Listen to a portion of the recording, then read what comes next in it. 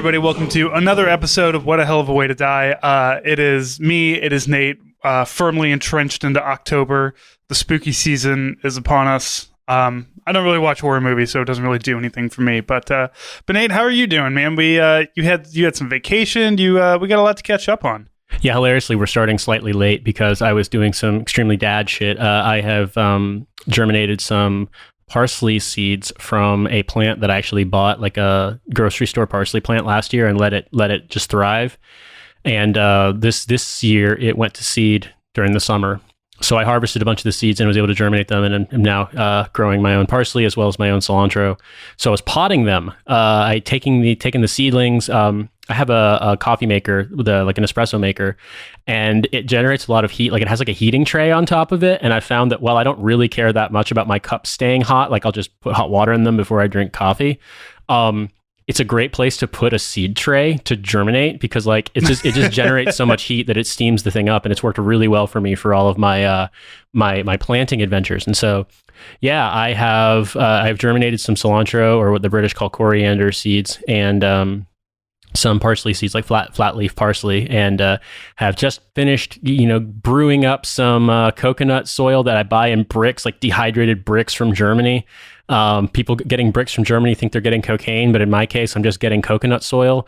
And yeah, I've got those things planted and put them under the light for a little while. We'll see what happens, but hopefully, fingers crossed, I'll be able to, have my nice healthy plants. And this time with indoor planting, I will use neem oil a lot in case the fucking scale bugs come back, because those little bastards love destroying anything you like. In Britain, if you plant stuff indoors, the scale bugs eat it, and if you plant it outdoors, the snails and slugs eat it. So you got to be prepared. And that neem oil is pretty helpful. The slugs got one of my peppers actually, and I'm like, you little bastards, I hope you get fucking indigestion. But they probably can't. England certainly is a country full of parasites, yes. Yes, as opposed to the very healthy, sane, stable, and positively trending America, which we're going to talk about today. But how are you doing, man? How have things been? I'm doing good. As you were talking, pro tip to all of you older middle-aged people and gardeners, the heating pad you use on your back can also be used as a tray warmer when you're not, like, when your back is okay, but your pepper seeds need a little warm soil to really get going. Just kind of shuffle some things around. Yeah, I think that's a good idea. Like for me, I don't know if we have a straight heating pad that we bought. I mean, obviously you can get them here. I just don't think we've bought one in Britain. Obviously, that's not something you'd want to try to slap on a transformer and run from the American one. I germinated. What's it called? I this year, obviously, I have planted some ahi chilies. Now, the seed pack that I bought definitely shows them as orange peppers. So what they call ahi amarillo.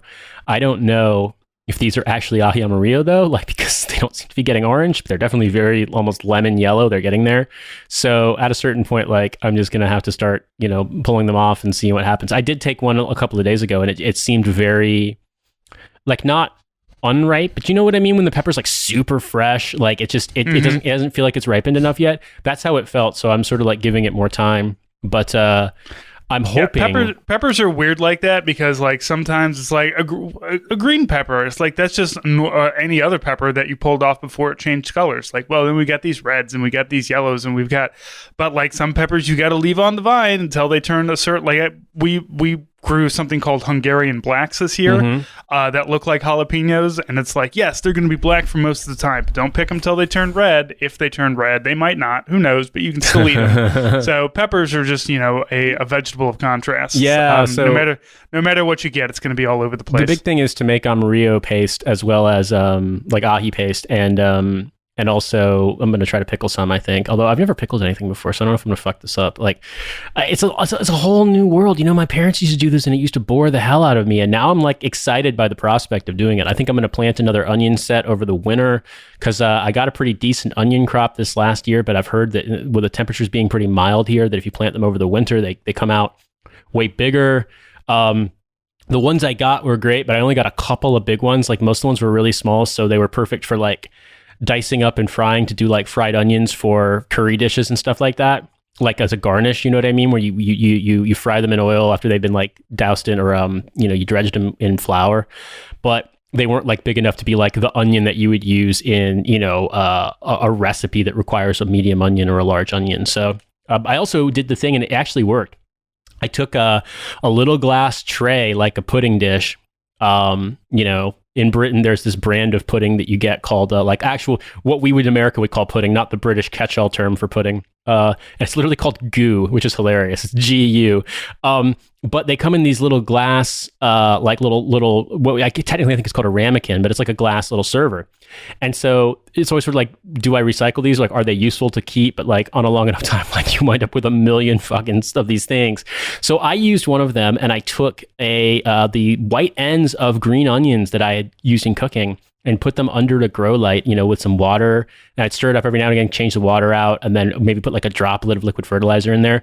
And these fuckers sprouted, and I planted them, in the spring, and I got 5 or 6 big green onions to use. The other day I was like making shepherd's pie, I think, and I realized I didn't have any white onions, but I did have green onions. And so I was like, fuck it, I'm just doing it this way.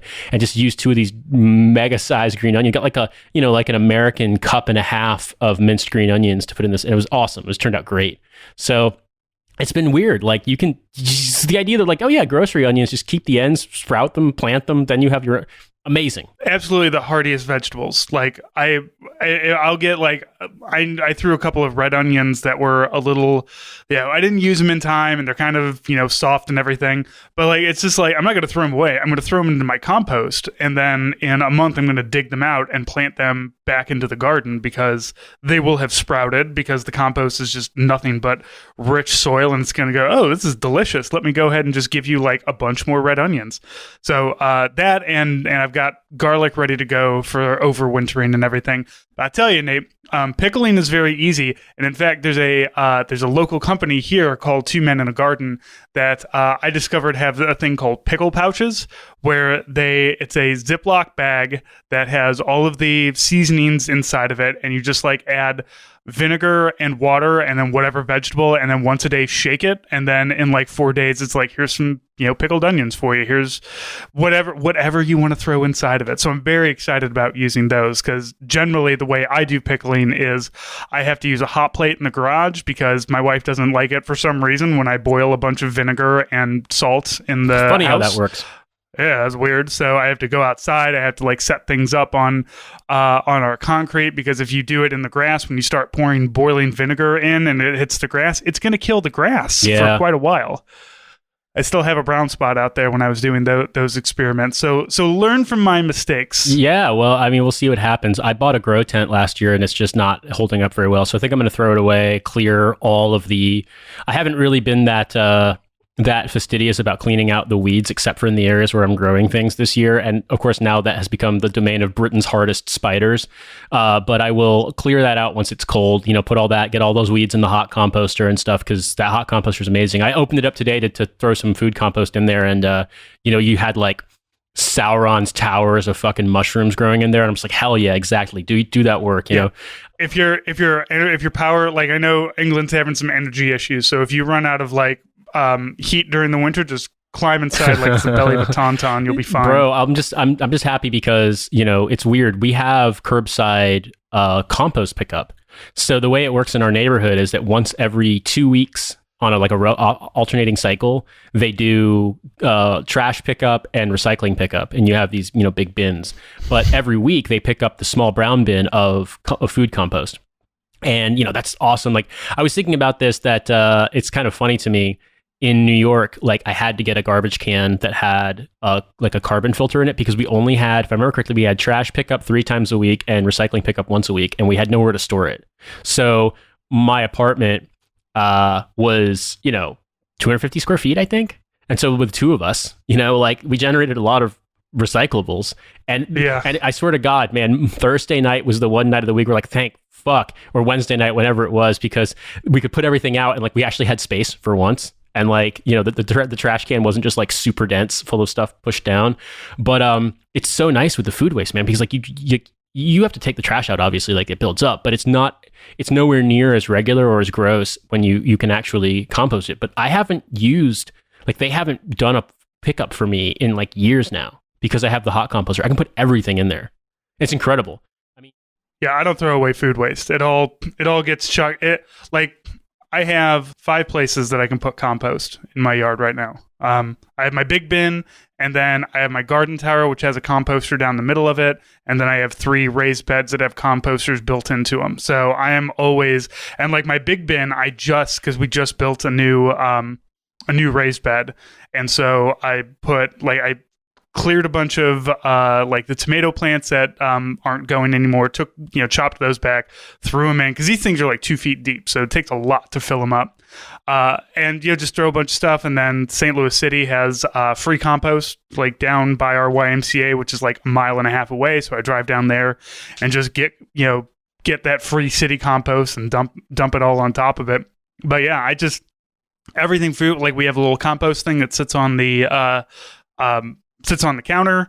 It's a little bucket. I fill it up, and once the bucket is full, or once when I open it and I can smell it, and for too long after putting the lid back on, it's like, all right, take it outside and just choose a thing to dump it in, and put some dirt on top of it, and it's going to continue to feed my gardens. It just I always worry about rotating crops and where am I going to do garlic and tomato this year, but it doesn't really matter when you're constantly just adding more nitrogen and more stuff and all these things to it. So really expanding my gardening. And this year I also got something called walking onions. I don't know if you've ever used those before.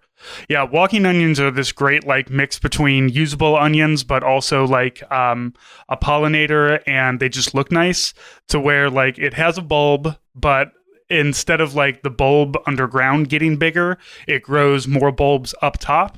And the reason they call it a walking onion is because once the stalks get really heavy, the bulbs fall, the stalk falls over and touches the ground, and then the bulbs take root that way. So it, in essence, over the seasons, spreads itself by walking around. They're also called Egyptian onions. So, and they're very good. Every part of it is edible.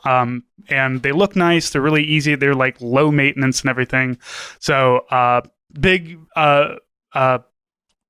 support, if you want to do if you want something that looks good in your yard, if you have a yard, and really you don't have to touch, man, walking onions are fantastic for it. So I'm excited to have those again. And really just, I've been, my next thing is to get a real pressure cooker so I can do real canning, because, who fucking knows what's going to happen in the next 10 years, Nate? I certainly don't. If anyone listening from the Kuhn Recone Company, I am here willing to become a paid shill for your pressure cookers, because I've got one and they rule. However, we're going to talk about a different pressure cooker today. We're going to talk about the pressure cooker of people inverting their brains with imaginary bullshit online so much that it makes them attack some special ops guys with a samurai sword. Crazy people in samurai swords have been long, just kind of a 1-to-1 ratio. Remember the guy who went to hunt bin Laden, the 4chan guy who got arrested in Pakistan with a giant beard and a giant katana that he was going to sneak into Afghanistan and go kill bin Laden himself, which was very strange because at the time bin Laden was probably in Pakistan and he was trying to get out of it. But, no accounting for simple Google searches. But yeah, now we've got a brand new samurai warrior who decided to take on some special forces guys and in essence won, I want to say. Yeah, I'm not sure, but let me, a little bit of background on this. When I was in Afghanistan, we had an incident. Now, many people know about the incident of a soldier named Private First Class Bo Bergdahl, but what they don't realize is that there were numerous other instances in our brigade. Now, Bergdahl was from my battalion and my brigade, obviously, but there were numerous other instances of people getting caught trying to sneak off bases. In one case, some guys were dressed up in Afghan clothes that an interpreter had bought for them, driving one of the leased civilian vehicles, with the apparent mission of going to the Coast City Bazaar to buy anabolic steroids. So they wanted to get huge. That is so that is so our war. If it was World War II, it'd be they're looking for booze and pussy like every soldier. But like these guys are like, no, man, we need to go to Coast. We need to smuggle our way out of here so that we can just fucking get ripped. We want to get gigantic. Our balls shrink. Another story was, I don't know what exactly this kid thought he was going to accomplish, but there was a commo soldier, like a communications shop soldier, who tried to walk out of FOB. I can't remember if it was called FOB Coast, but basically in Coast Province, whatever the FOB was there, with what you might describe as a futuristic battle axe. I guess he decided he was going to go out and do battle with the Taliban himself, but he got stopped and they're like, what the fuck are you doing? And, he got detained. However, I bring this up basically to say that I feel as though this is a story that has precedent in the sense that back before social media, before the internet, these sorts of insane things happened, but they were always sort of like the domain of, let me tell you, no shit, there I was kind of stories. They're real. That's not saying they're not real. These things happen, like weird, insane things like that happen, but we didn't necessarily know about them and they didn't get reported on in Stars and Stripes. So I'm going to read the story from Stars and Stripes by Chad Garland. Headline: Special Ops troops, quote, hunkered down, unquote, in California airport hangar after nighttime ninja attack.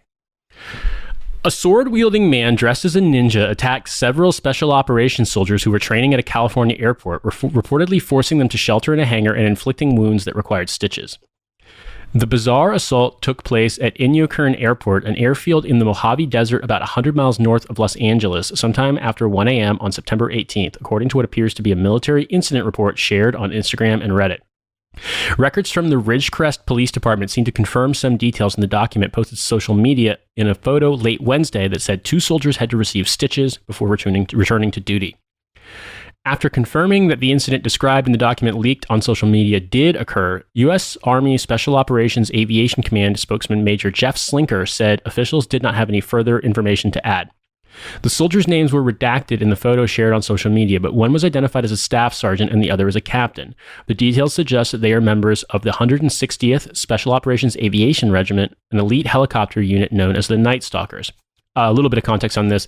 Those are the guys who basically fly special op guys around. So like the Black Chinook, etc., like they have a special aviation unit that's tasked to them. That's who this is. Right. We give a lot of shit. Well, specifically, I give a lot of shit because these are special operations soldiers. But they're not like. I mean, they're not the Eddie Gallaghers. Yeah, they're not SEALs or Green Berets. These guys are like extraordinarily. They are in one of the most selective units for their job, which is being an aviator, which is obviously different than being a Green Beret. But like, they're part of the same sort of umbrella. Put it that way. If this guy attacked them as a samurai while they were in their helicopters, no problem. Yeah, exactly. But sadly, he attacked them when they were outside of their wheelhouse. Yes. The staff sergeant was sitting outside the administration building at the airport hangar smoking a cigarette when he was approached by an unknown person wearing full ninja garb, the photographed document said. I'm going to read the document because we have a screenshot here. Between 0100 and 0200 on 18 September 2021, Staff Sergeant Blank was sitting outside of the admin building at the hangar at Inyokern Airfield smoking a cigarette when an unknown person wearing full ninja garb, to include a katana sword, walked up to the staff sergeant. The person wearing the ninja garb stated, quote, "Do you know who I am?" unquote. Staff Sergeant replied, "No." The unknown person then asked, "Do you know where my family is?" Staff Sergeant again said, "No." At this point, the person in ninja garb began to slash at the Staff Sergeant, striking his phone in his knee and leg. The Staff Sergeant immediately began running through the parking lot, trying to evade the unknown person. The Staff Sergeant jumped the fence and entered the admin building. The Staff Sergeant and Captain began locking all doors, calling 911. The person in ninja garb was kicking and punching doors and windows. The unknown person left and returned a few minutes later with a large block of asphalt, which he threw through the window of the admin building, striking the Captain. The unknown person then left and was arrested elsewhere. The local police arrived, took statements from involved persons. Staff Sergeant received multiple stitches to the leg, and the Captain received multiple stitches to the head. Both individuals are cleared to return to duty. As the story continues, it was unclear from the records whether the man was an actual practitioner of ninjutsu. All right. That's a good distinction to make. Chad Garland is making sure that he's covering all of his bases. The first assistance call was recorded around 1:20 a.m. The Ridgecrest Police Department log shows. A man, quote, with a sword, unquote, was in a parking lot, and there was at least one victim, the log states. About 30 minutes later came a second call via 911. 26 Spec Op military members doing training at the airport, the log states, hunkered down in a hangar wondering where help is. The ninja fled and was arrested elsewhere. But the document indicates the soldiers were with Fox Company's 2nd Battalion 160th SOAR, which has been tasked with support at Fort Irwin's National Training Center. The incident report photo was shared Wednesday on the Instagram meme page Daddy Soar Bucks before appearing on Reddit. The Daddy Soar Bucks page posted several more memes mocking the company and the battalion over the incident. The regiment did not immediately respond to queries seeking confirmation of the information shared on social media. It was unclear which law enforcement agency responded to the calls. So that's the end of the story. So the SOAR guys, sadly not in their helicopter, were attacked by a ninja. And I will say there is a follow-up, but the only real difference in the follow-up article from Chad is that the police shot at him with non-lethal rounds that were completely ineffective. So probably on some kind of substance. And that substance is, I don't know, QAnon probably. But it's a weird look, I understand targets of opportunity, but like I feel like, if you're going to be doing your best, you need to plan some things out, especially if you're going to go with Ninja Katana. And, like every fourth soldier owns a katana. Sword owning is just kind of a thing that happens. I mean, we're not saying it's a good thing, but guys, they get disposable income from their paycheck. They're living in the barracks room. They're not exactly in a position to buy like, a nice couch or something, but they go to the PX and there's a sword. They're like, yeah, fucking hell yeah, I'm a Ronin now.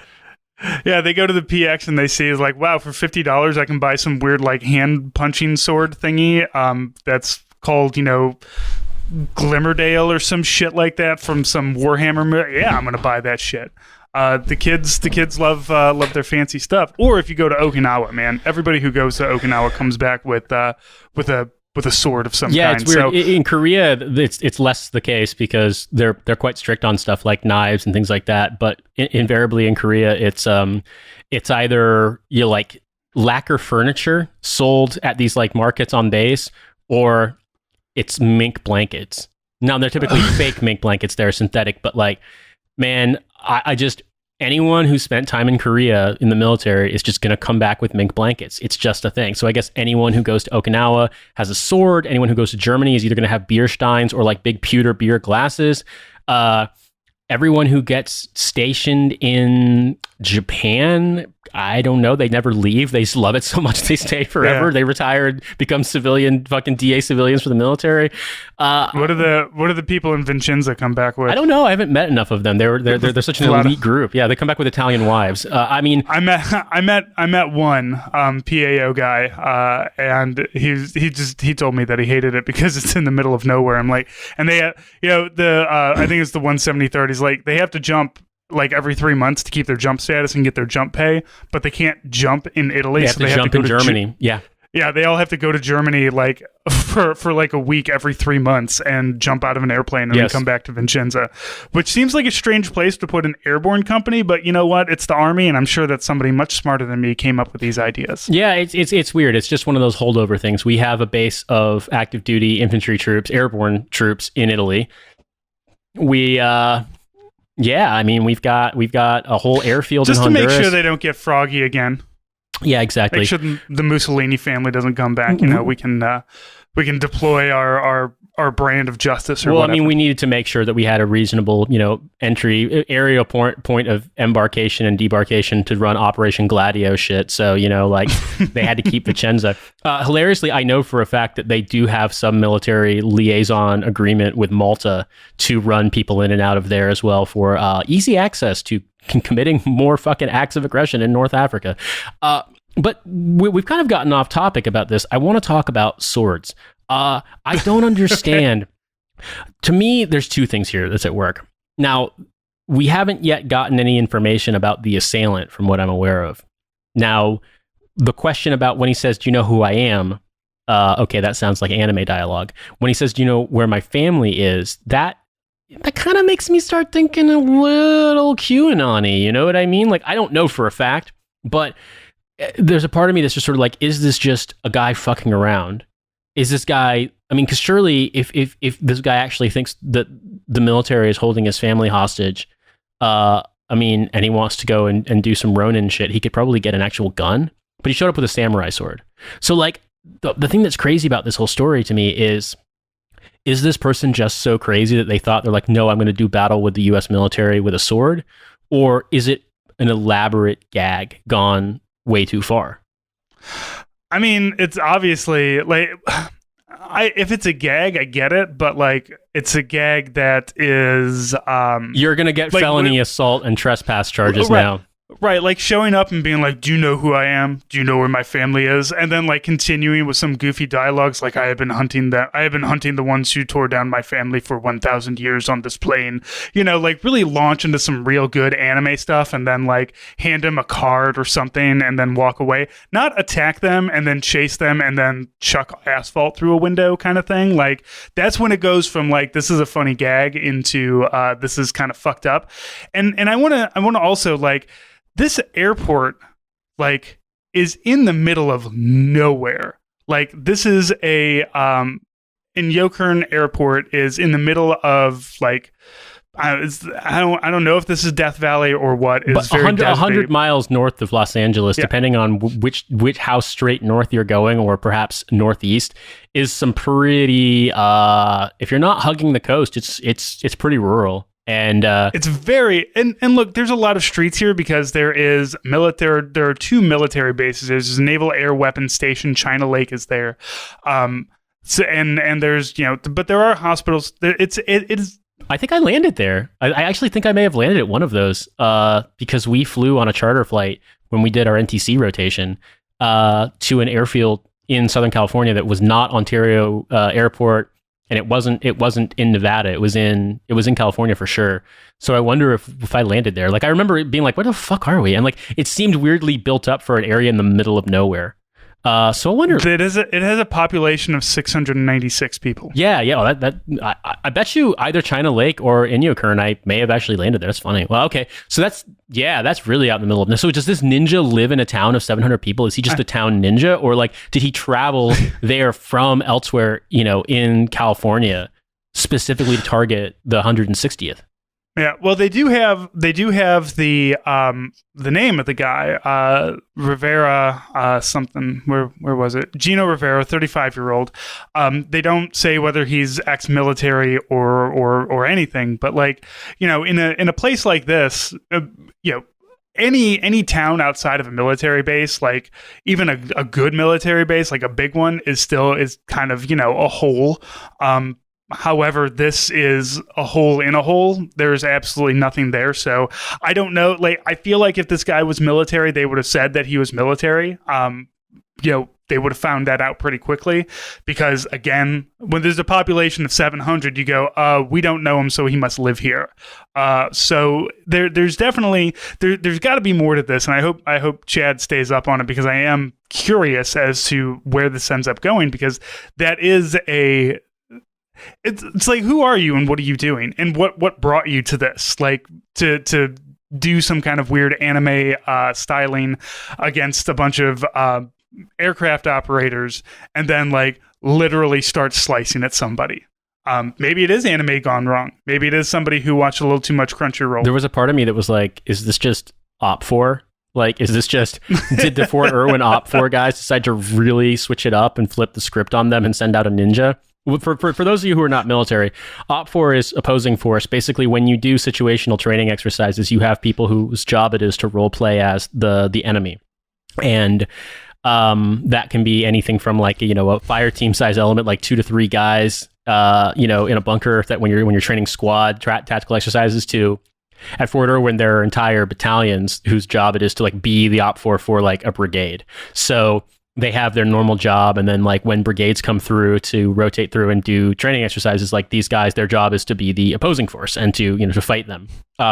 Now it's funny, I've heard they've gone back to doing force on force stuff where these guys are driving around in like Soviet equipment and wearing uniforms, like they're a uniformed military. It's actual. Hell yeah, we're back to our Cold War finally, back what they trained me on. Yeah, where I can't remember what the Krasnovians, I think is what they called them. Boy, back in my day, we had Atropians and Arianans, and by God, we liked when I was cadet, it was the Kaukechans, and then it was I think it was the Krasnovians, who it is at NTC. But basically, for a while during the peak of the Iraq War and the war in Afghanistan, the entirety of the NTC rotation was retooled to be like counterinsurgency. So it was Op 4 weren't doing organized military tactics so much as they were just doing kind of guerrilla stuff. And hilariously, when I was a cadet, I did a cadet troop leading training rotation at 11th Cav or 11th ACR, which is the unit at Irwin. And I got to be in their scout platoon and be like a guy, like a guerrilla running around doing missions. Everything from just sitting on OPs for days. You know, I was having the fucking time of my life, just sitting out on an OP in like 115 degree heat in fucking August under a camo. Now, actually, I was like, I'm gonna die of dehydration, but this rules. To literally one night, like driving around in a pickup truck, shooting at guard towers with a 240 Bravo out of a Chevy Bronco, popping up from a Toyota Hilux and shooting at soldiers who were at checkpoints. Wait, so you guys like built a technical and were using it? Yes, we had civilian vehicles, and we had old like what was the word they used to call for like the Chevy Bronco looking vehicles? I know they had like a military Cut V's. Yeah, that's it. So we had those. I genuinely like we got in it and we were chased by a Bradley, like very aggressively chased by a Bradley, and wound up driving up a mountain and then down a ravine. Like I thought I was gonna die the whole time. It was incredible. It was so much fun. But the thing about it is we would do these wild attacks. Like we would just crazy shit. Like because these guys were in such good shape, they trained so much. Like they had no way to have a normal life in fucking Fort Irwin, where Barstow is the nearest town. Barstow sucks, and it's like 15 miles by one lane road from Irwin. So we'd go out and we would just, we'd have missions like, hey, you need to conduct an attack and stuff like that. But it was never really aggressively specified how you had to go about it. So I didn't do this, but these guys had stories of things like they would just, instead of doing the normal thing, which, like drive up and start firing, they would drop off in a wadi somewhere like 5, 6, 7 kilometers away. And, open desert more or less, so you can straight line distance and just like ruck run and hoof it all the way in the dark to these guys is, in some cases carrying like a wooden pallet. And they would just rotate the pallet between guys as they were running, keep up speed. And then they would get to the fence, throw the pallet over the C-wire and run over and just start massacring. Like, we had so much fun. Like we genuinely did this. We like massacred a fob. We caused like serious real world injuries. Like a guy fucked his hand up trying to fix an obstruction in his M4, like let the bolt ride forward and jammed his finger. Somebody had a heart attack. Like we were having so much fucking fun, man. And so that's something that I realize this is a crazy person. Apparently a civilian, not military. Like you said, they haven't announced that he was a military or he was a veteran, so chances are good it's just a civilian. But to me, I've got to be honest with you, if I was that captain and someone's like a guy with a sword and a ninja costume is chasing people on our base, my first thought, if it was the exercise was ongoing, it wasn't like in the beginning stages, like I would think that's Op 4.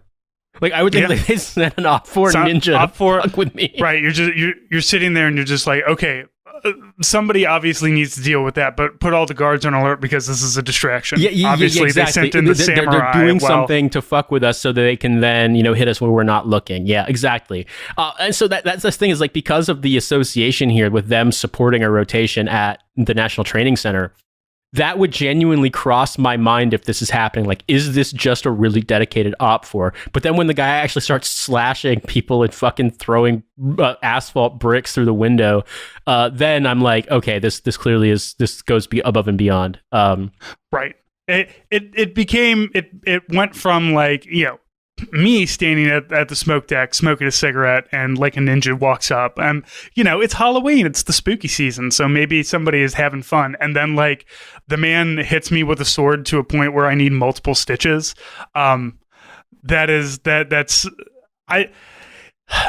It's moving a little bit too far into the realm of reality. Well, one of my privates got fucking butt stroked by when by butt stroke, what we mean is not stroking his ass, but rather being hit in the face with the butt of a rifle because they were so mad about us sneaking into their motor pool and throwing grenades. Like they were all sleeping on cots around the vehicles in the motor pool. And we were just fucking throwing smoke grenades and ruining their sleep. Like it was I'm having so much fun remembering this shit because I was 21. And like Op 4, dude, the most fun you can have in the army is killing other soldiers. Oh my god! On your own and side. We didn't have to wear uniforms. Like we just wore long sleeve shirts, long sleeve, and just boots. So it was just us being shitheads. And these guys knew the terrain so well because they were constantly training out there. Like we had these guys like they really, really high speed NCOs because like these guys, they had so much opportunity to just be leading soldiers nonstop because they're constantly doing this training. But like, I was stunned at how like they were a good unit, even if it really sucked to be stationed out there.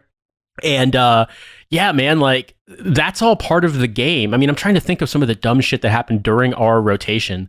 Obviously not as funny when you're the one getting hemmed up, but it isn't. And you know, I've been on the receiving end of not very good OP4. Oh yeah, yeah. It can be really bad. Yeah. Well, it's, you know, there's oppositional for like the training that we would do because the last unit I was in was a support unit. Like all of it, everybody in there was support. Nobody was, you know, any kind of combat MOS. I doubt we even had people that had touched a combat MOS. Maybe we had a couple people who are like, oh, I was a tanker once, and now I do logistics or whatever. But we would have. And it's good we didn't have good OP4 against us because we also weren't very good at the war part of anything that we were doing. Actually like we being would be soldiers. out. Well, you know, we were good at our jobs, but just not good at defending an observation post, which, you know, as I explained to people, is just like, we would not be doing this. Like, I need you all to understand that, like, we failed, but also this is not what we do. And yeah, if it was just like the 40 of us and we had to hold an OP and like two dudes with technicals came up on us and we didn't have close air support to call in, we're all going to probably die. But the upside is that generally you have quick reaction forces, you have helicopters on standby, you have real actual infantry, you have people out patrolling. So don't worry about it. But like we would get fucked up a lot. Just from I remember one time.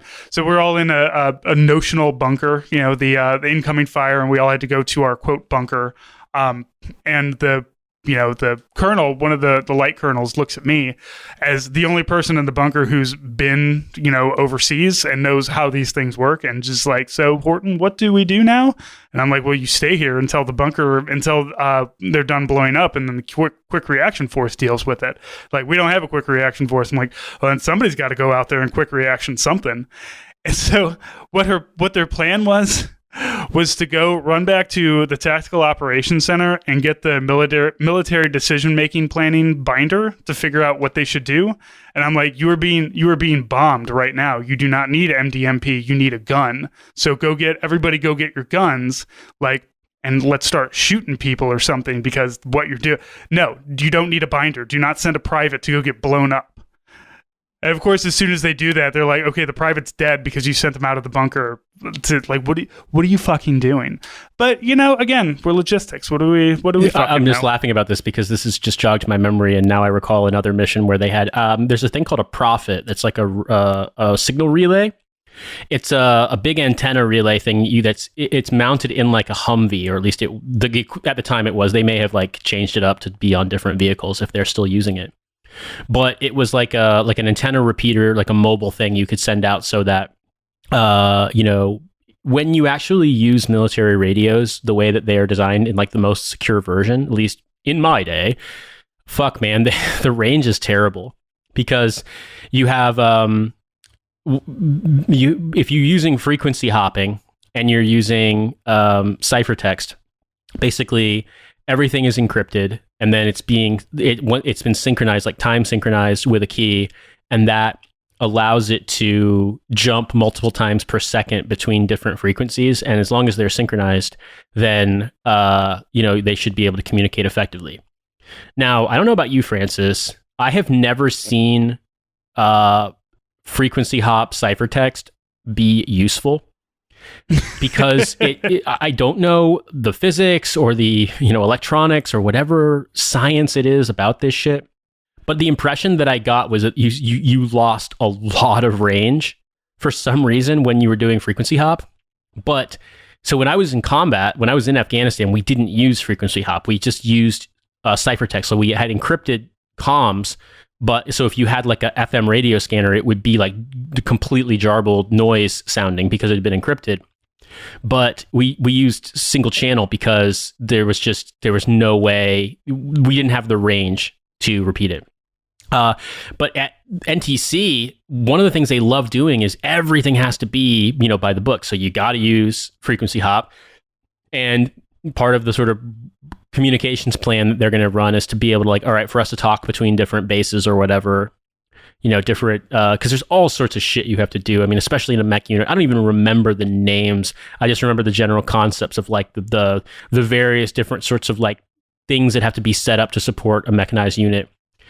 For those to talk, they'll sometimes send these guys out with an antenna repeater, a mobile antenna repeater up on high ground, and their job is to run this thing. But obviously, that's a pretty soft target. Now these guys have guns, they sometimes would be secured, but more often than not, it's just it's the signal platoon or it's something like that. Right. Now they have chuck it out there and hope nobody finds it. Yeah, and it's pretty conspicuous because you got to be on high ground. So they're out there, with M4s and whatever. Maybe they've got grenades, maybe they've got a 249 or something like that. On the vehicles, maybe they've got a mounted 50 cal, stuff like that. So of course, what do a bunch of assholes do? Go fuck with these guys. So if I remember correctly, what we did was we drove out in the night and we just hung out because they would be looking for, they would see us approaching in the daytime. And at night, we didn't get close enough for them to see the approach. So, driving blackout, or I can't remember what we did. But long story short, once we got there, once it was okay, now's our hit time, we just fucking ran. So imagine, you're a signal commo guy and you're running your relay and you're out on a hill just doing your thing. It's dark. It's like dawn, or it's just starting to be right before what we call stand to. And then out of nowhere, a bunch of dudes just pop up on the base of a hill and run the fuck up at you. And they're sort of wait, what? Shoot you. What's happening? They were so confused. And so we just fucking threw grenades at them and just shot everything and destroyed. And there were dudes hiding under their vehicles, kind of just very pathetically trying to crane their M4s out and fire at us without looking and shit like that. We completely rolled them up, man. It was so much, it was so much fun. I got blisters on my feet. I didn't even notice the bottoms of my feet from running up and down a mountain. And I just didn't even care. It was such... see, that's the thing. So what we're saying is that when you're ready to start your own insurgency, Nate's the guy to talk to. Well, it was just so much fun, but that's the thing that gets me about now I'm reminiscing about all this stuff because ultimately this is the kind of shit that would happen in training. And I guess the thing I keep coming back to, because there's only so much you can talk about. It's very funny that two guys got rolled up by a samurai. That's very different than being a bunch of Navy SEALs got hacked up by a samurai. That didn't actually happen. It was two SOAR guys, who managed to get attacked by a crazy person. But if I can leave you with any important impression from all of this, it's that I personally have heard stories of similar craziness happening in real life. And in training, it's not necessarily that far-fetched that they were a guy showed up with a sword to attack our CP or something like that. Genuinely, that stuff does actually happen. I heard an apocryphal story. I do not know if this is true, but many guys in my unit claimed it was true that when they were in Iraq, that there was this instance in which someone in the... See, invariably I look at this story and I'm but it was the outgoing unit, so it couldn't be any of our guys. So it becomes my buddy who was in base training with my drill sergeant, that kind of thing. The bullshit story. The story was that somebody was driving around in a Bradley fucking flipping people off, because he was getting ready to leave, or driving around Iraq, fuck you, and then someone shot him in the hand with a bow and arrow. Now, that is hilarious. That is fucking hilarious. But I also remember Christian Slater getting shot in the hand in Robin Hood, Prince of Thieves. And so there's part of me that's okay, maybe that's a little too perfect. So what I'm going to say is, I would like to hear from you if you have factual firsthand knowledge of a guy at Fob Kalsu in Iraq in about 2007 getting shot in the hand with a bow and arrow. I would love to hear the story. And if you have heard other stories or you experienced stories from your time in uniform, let's go with funny, more funny than macabre, please. Please write in and tell us, and we will read them on the show. We will read, if we like them and we think they're funny, we will read your utterly deranged experiences, because I know folks have them. Now, the macabre ones, not so fun. Let's stay away from that if we can avoid it. But the funny ones, everybody's got a funny story about getting fucked up or fucking somebody up or doing something where you somebody was a dick and they kind of got their comeuppance. Yes, everyone loves comeuppance stories, especially when they're asshole officers or NCOs.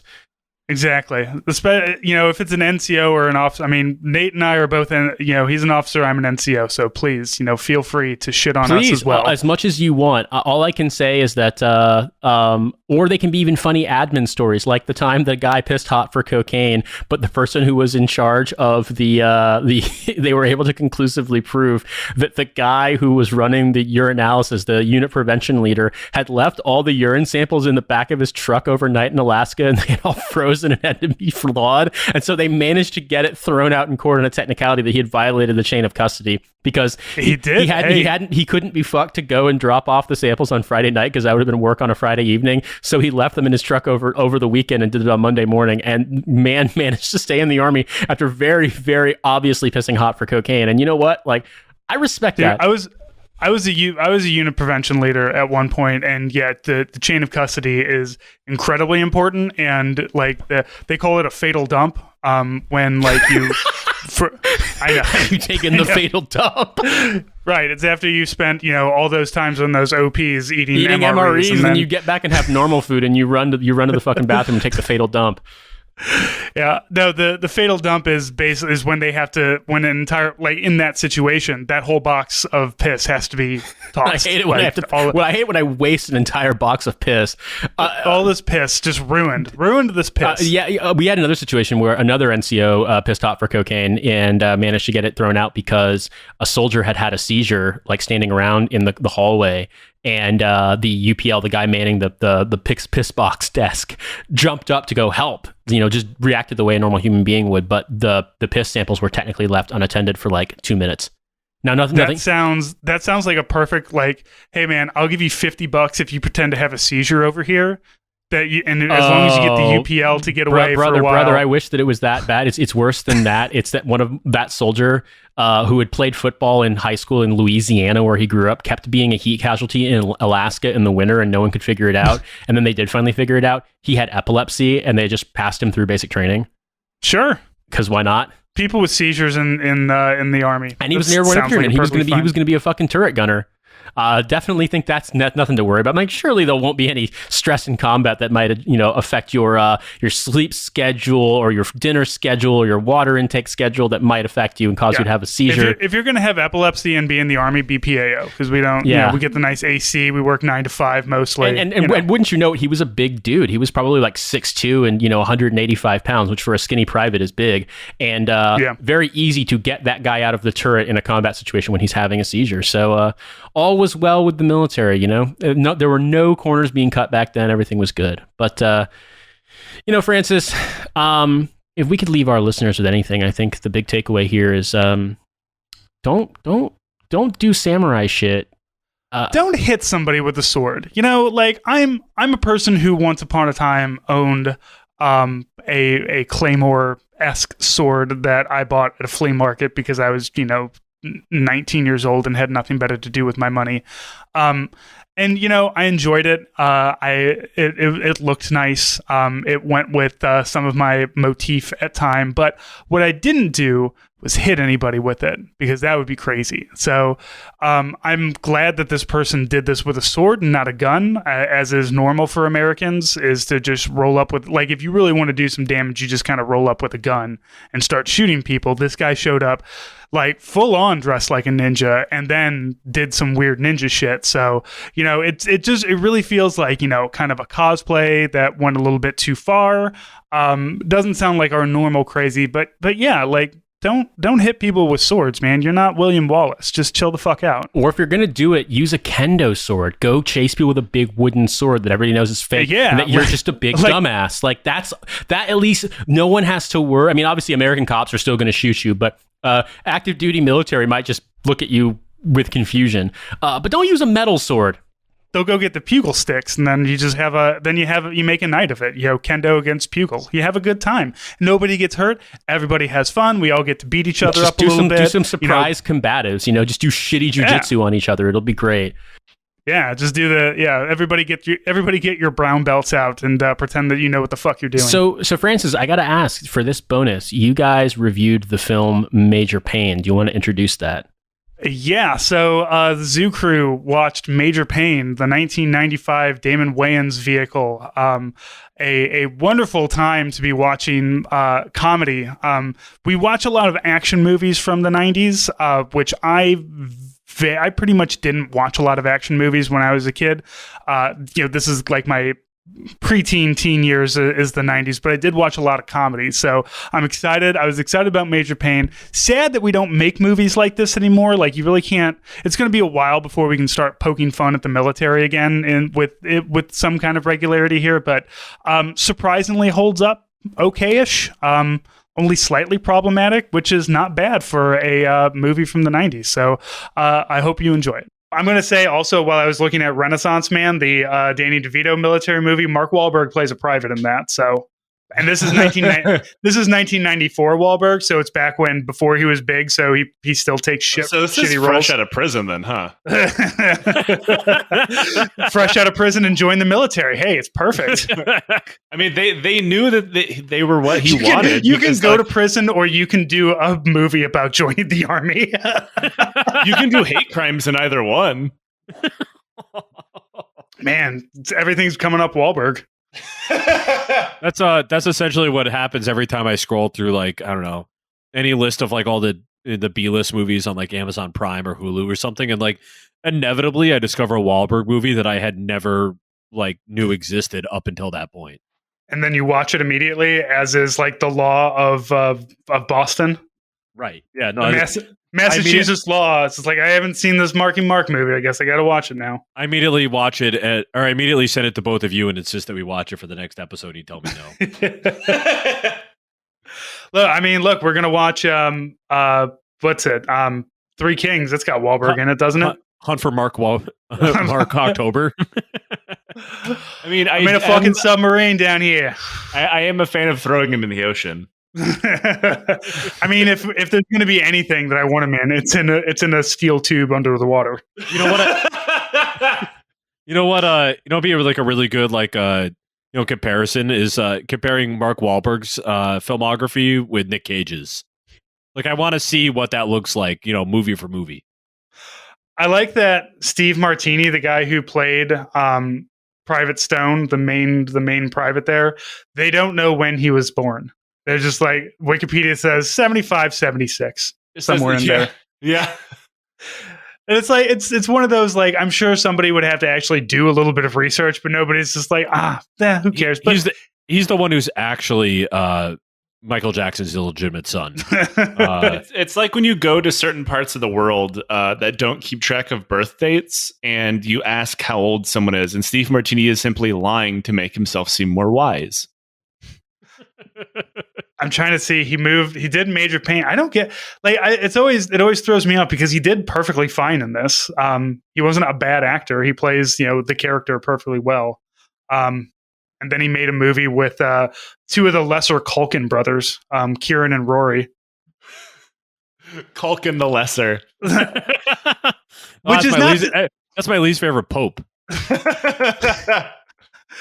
And not to shit on Kieran and Rory Culkin. They do fine indie movies on their own, but Macaulay's here to shit on the Culkins. I'm coming for you.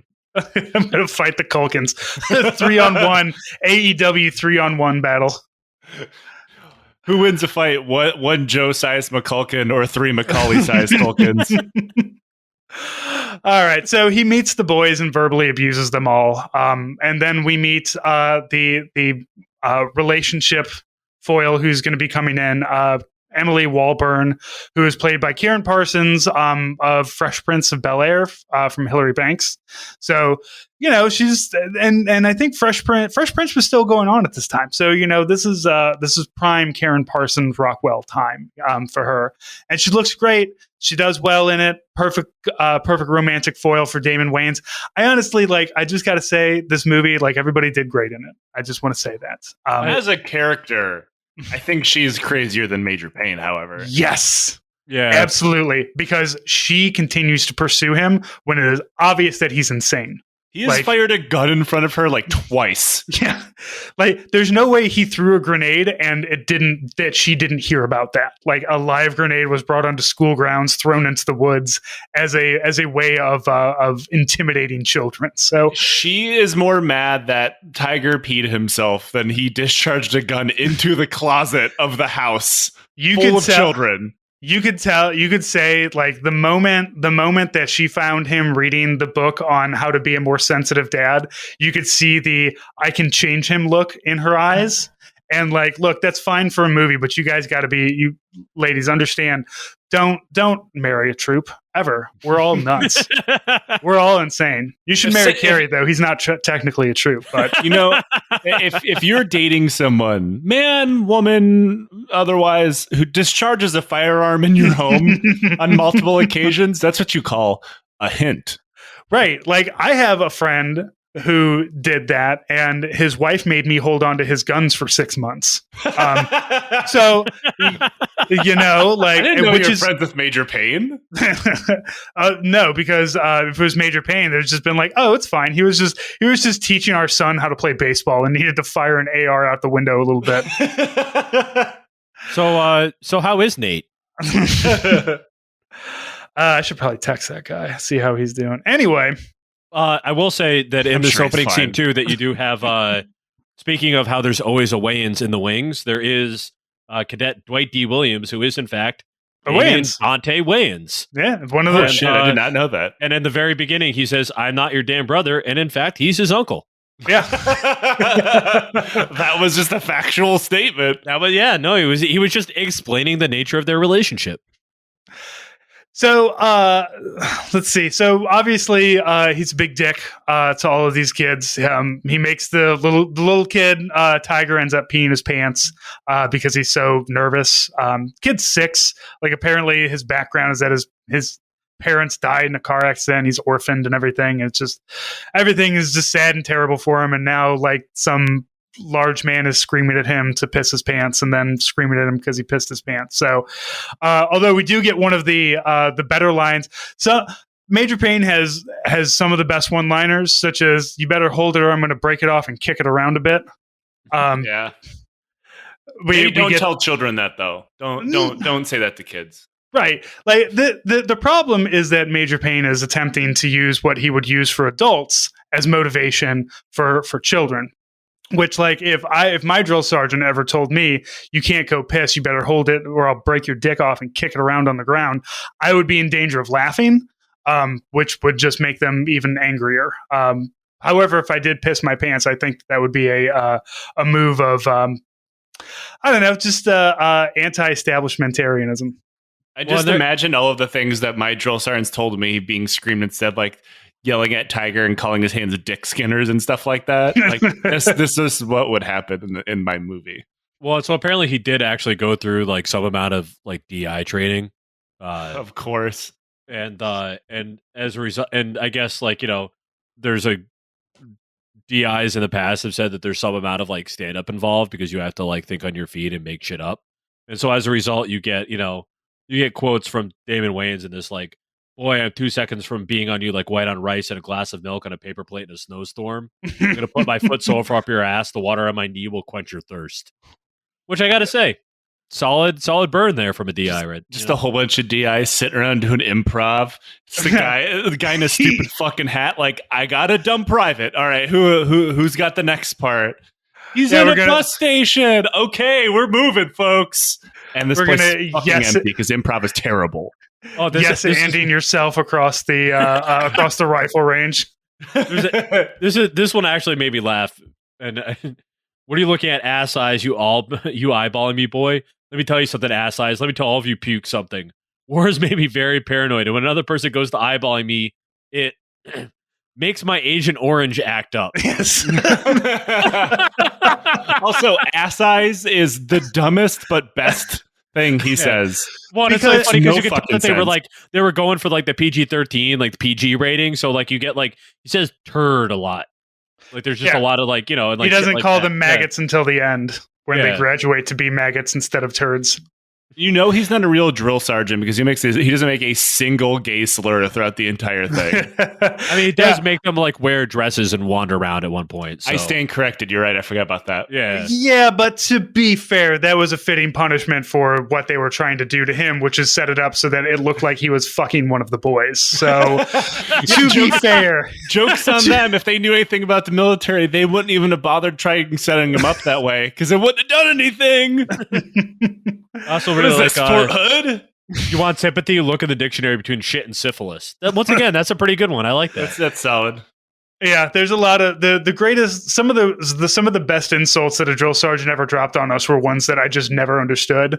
Like one of them, we had a drill sergeant who never cursed and called us a bunch of goat-smelling privates, and I never understood if that meant we smelled goats or we smelled like goats. He never elucidated on it or expanded any further beyond just calling us a bunch of goat-smelling privates. Mine kept saying that when my mom came for family day, he was going to fuck her, then become my dad. And then I said, well, I guess I won't have to see you anymore. And I made him laugh to the point that he was fucking pissed. As always, you can follow me at Army Strength, follow Nate at In These Deserts, follow the podcast at Hell of a Way. Send us your stories. You can either DM one of us or you can email us, sergeantjoker@hellofawaytodie.com. That goes to both of us. We both check that email and we will compile some stuff. We'll put some things together. I'll probably post on Twitter too to, send us your funny Op4 stories if you have them. Because I'm sure plenty of people do. Op4 is great too because I did Op4 as civilian media on the battlefield. So oppositional forces can mean anything. It's just whoever is trying to antagonize you, and that was certainly what I did. Well, you know what? This can be a fun story hour and not a sad story hour. So Yes. we look forward to those, but otherwise, patreon.com/hell of a way to die. $5 a month gets you all of our bonus content all the way back to 2016. We have one episode per week guaranteed released on the Patreon. And so sign up for that and you'll hear from us every Monday. Otherwise, we will talk to you next week. Yeah, take care.